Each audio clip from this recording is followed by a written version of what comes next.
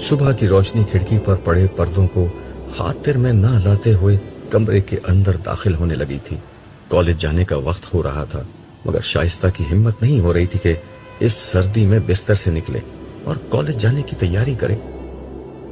وہ عام طور پر فجر کی نماز پڑھ کر کچھ دیر مطالعہ کرتی اور پھر کالج کی تیاری، مگر آج وہ نماز پڑھ کر دوبارہ بستر میں لیٹ گئی تھی۔ کل رات ہی سے اس کی طبیعت ناساز تھی۔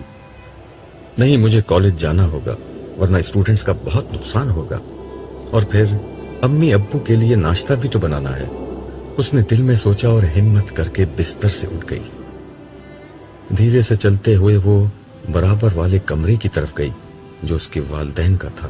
اس نے آہستہ سے دروازہ کھول کر دیکھا، وہ دونوں گہری نیند سو رہے تھے۔ اس کے چہرے پر ایک اطمینان بخش مسکراہٹ آ گئی۔ شائستہ نے اپنی ساری زندگی اپنے گھرانے کے نام کر دی تھی۔ اس کے والدین اس کے بچپن ہی میں معذور ہو گئے تھے۔ وہ 3 بہنوں میں سب سے بڑی تھی۔ والدہ نے سلائی کر کے بمشکل تمام انہیں پڑھایا تھا۔ تعلیم مکمل کر کے اس نے پہلے اسکول اور پھر ایک پرائیویٹ کالج میں پڑھانا شروع کر دیا۔ وہ اس کے خواب دیکھنے کے دن تھے۔ وہ بہت خوبصورت تو نہیں تھی، لیکن نوجوانی خود ایک حسن ہوتی ہے۔ اس کی زندگی میں نوجوانی کا مفہوم بس ایک ذمہ داری تھا جس میں خوابوں اور خواہشوں کی کوئی گنجائش نہ تھی۔ گھر کا خرچہ، والد کا علاج، مکان کا کرایہ اور چھوٹی بہنوں کی تعلیم۔ دونوں چھوٹی بہنیں خوش شکل تھیں، بڑی ہوئیں تو آنے والے ہر رشتے کا رخ انہی کی طرف تھا۔ شائستہ راہ کی دیوار نہیں بنی اور خوشی خوشی بہنوں کو ان کے گھر آباد کر دیا۔ یہ ذمہ داریاں پوری کرتے کرتے اس کی جوانی ڈھلتی چلی گئی، اور اب وہ اپنے بوڑھے والدین کا بوجھ اٹھانے کے لیے تنہا رہ گئی تھی۔ ان حالات میں اس کا سہارا خدا کی ذات تھی۔ اسے خدا سے بہت شدید محبت تھی، اتنی محبت کہ زندگی کی کسی محرومی نے اس کے اندر تلخی نہیں آنے دی۔ وہ نماز روزی کی پابند تو بچپن سے تھی، مگر خدا کی محبت کی یہ مٹھاس اسے اس کے روحانی استاد عبداللہ صاحب کی کتابیں پڑھ کر ملی تھی، اور اب یہ اس کی زندگی کا مشن تھا کہ وہ خدا کی بندگی اور محبت کی یہ مٹھاس اپنے نوجوان طلباء تک منتقل کرے۔ وہ ایک بہترین استاد تھی اور اس کے طلباء اس کی بہت عزت کرتے تھے، اسی لیے وہ اس کی باتیں ہمیشہ توجہ سے سنتے اور شائستہ شوق سے انہیں پڑھاتی تھی۔ مگر آج نہ جانے کیوں اس کا دل بہت اداس تھا۔ شاید طبیعت کی خرابی کا اثر تھا کہ وہ ڈپریشن کی کیفیت میں تھی۔ ناشتے سے فارغ ہو کر وہ آئینے کے سامنے کھڑی کالج جانے کے لیے تیار ہو رہی تھی۔ اس نے اپنے چہرے کو غور سے دیکھا۔ ڈھلتی جوانی کے سارے اثرات اب ظاہر ہو رہے تھے۔ وہ ایک کرب کے ساتھ مسکرائی اور خود کو مخاطب کر کے دھیرے سے بڑبڑائی، شائستہ، تم ہار گئی، تمہارے حصے میں تنہائیوں کے سوا کچھ نہیں آیا۔ یہ کہتے ہوئے اس نے آنکھیں بند کر لی۔ شاید یہ اس کا اعتراف شکست تھا، مگر اسی لمحے استاد عبداللہ کی ایک بات اس کے کانوں میں گونجنے لگی، جو خدا سے سودا کرتا ہے وہ کبھی نقصان نہیں اٹھاتا۔ ایک مسکراہٹ کے ساتھ اس نے آنکھیں کھولی اور ٹھہرے ہوئے لہجے میں بولی، دیکھتے ہیں، دیکھ لیں گے، اب وقت ہی کتنا بچا ہے۔ منظر ختم ہو گیا۔ میں نے صالح کی سمت دیکھ کر کہا، میں تو اس لڑکی کو نہیں جانتا۔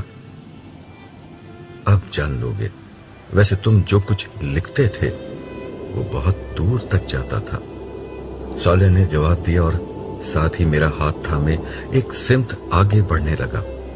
تھوڑی دیر بعد ہم ایک ایسی جگہ پہنچے جہاں ویسے ہی سخت گیر فرشتے نظر آئے جیسے عرش کی سمت عام لوگوں کو بڑھنے سے روکنے کے لیے کھڑے تھے، مگر صالح کو دیکھ کر انہوں نے ہمارا راستہ چھوڑ دیا۔ ذرا دور چل کر ہمارے سامنے ایک دروازہ آ گیا۔ صالح نے دروازہ کھولا اور میرا ہاتھ تھامے اندر داخل ہو گیا۔ یہ دروازہ ایک دوسری دنیا کا دروازہ تھا، کیونکہ اس کے دوسری طرف حشر کے پریشان کن ماحول کے برعکس منظر پھیلا ہوا تھا۔ میں بے اختیار بولا، صالح، ہم واپس نبیوں کے کیمپوں کی طرف تو نہیں آ گئے؟ उसने मुस्कुरा कर कहा, हाँ, तुम्हारा दुख तो यहीं आकर दूर हो सकता है। हम चलते हुए एक शानदार खेमे के करीब पहुंचे। उसके दरवाजे पर एक इंतहाई बावकार और पुरनूर चेहरे वाले एक साहब खड़े थे। ये मेरे लिए बिल्कुल अजनबी थे। करीब पहुंचकर सालेह ने उनसे मेरा तारुफ कराया। ये अब्दुल्ला है, मोहम्मद रसूलुल्लाह की उम्मत के आखिरी दौर के उम्मती, और आप नहूर हैं, यरमैया नबी के इंतहाई करीबी साथी। नहूर, आप इन्हीं से मिलना चाह रहे थे ना? ये एक अजीम पैगंबर के सहाबी का मुझसे तारुफ भी था और ये वजाहत भी कि मैं यहां क्यों मौजूद हूं। मैंने नहूर से मुसाफे के लिए हाथ बढ़ाया, लेकिन उन्होंने पुरजोश अंदाज में मुझे अपनी गले से लगा लिया। मैंने इसी हाल में उनसे कहा, यरमैया नबी से मुलाकात का शर्फ तो मुझे अभी तक हासिल नहीं हुआ, लेकिन आपसे मिलना भी किसी एजाज से कम नहीं है। यरमैया नबी के हालात और जिंदगी में मेरे लिए हमेशा बड़ी रहनुमाई रही।